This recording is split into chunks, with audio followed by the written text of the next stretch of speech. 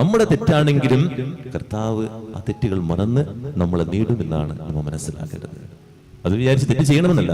എത്ര തെറ്റാണെങ്കിലും നീ ഒന്ന് വാശി പിടിച്ച് കരഞ്ഞു കഴിഞ്ഞാൽ നിന്റെ കണ്ണുനീര് തുടയ്ക്കാൻ നിന്റെ അരികിലേക്ക് വരുന്നതാണ് കർത്താവ്.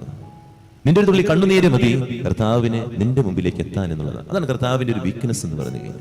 നീ ഒന്ന് കരഞ്ഞു കഴിഞ്ഞാൽ, മനുഷ്യന്റെ മുമ്പിലെല്ലാം നമ്മൾ കരയേണ്ടത് കേട്ടോ, ദൈവത്തിന്റെ മുമ്പിൽ കണ്ണുനീര് പൊഴിച്ചു കഴിഞ്ഞാൽ ആ കർത്താവ് ആർദ്രത ഹൃദയനുള്ളതായിട്ട് മാറുന്നു എന്നുള്ളത്. നമ്മൾ ഒറ്റപ്പെടുന്ന നിമിഷങ്ങളുണ്ടാകും, ജീവിതത്തിൽ വീർപ്പുമുട്ടുന്ന നിമിഷങ്ങളുണ്ടാകും. ആ നിമിഷങ്ങളിൽ തമ്പുരാന്റെ സന്നിധിയിൽ നിന്ന് സ്നേഹം നിർബന്ധിക്കണം. ആ തമ്പുരാൻ ദിവികാര്യത്തിൽ നമുക്ക് വെളിപ്പെട്ട് തരുമെന്നുള്ളതാണ് നമ്മൾ മനസ്സിലാക്കേണ്ടത്. ആ സമയത്ത് നമ്മൾ എടുക്കുന്ന തീരുമാനമുണ്ട്, എനിക്ക് ആരുമില്ല, ഞാനൊന്ന് ആത്മഹത്യ ചെയ്താലോ, അല്ലെങ്കിൽ ഈ ജീവിതം ഉപേക്ഷിച്ചാലോ, എന്തിനാ ദൈവമേ ഇതൊക്കെ തന്നേക്കണേ എന്ന് ചിന്തിക്കുകയല്ല വേണ്ടത്. നീയൊന്ന് പൊട്ടിക്കരഞ്ഞു കഴിഞ്ഞാൽ, നീയൊന്ന് കണ്ണുനീർ വിതുമ്പിക്കഴിഞ്ഞാൽ നിന്റെ അരികിലേക്ക് നിന്റെ നോവുന്ന ഹൃദയമായി കടന്നു വരുന്ന കർത്താവാണ് നമുക്കുള്ളത് എന്ന് ഒരു ബോധ്യം നമുക്കുണ്ടാകണം.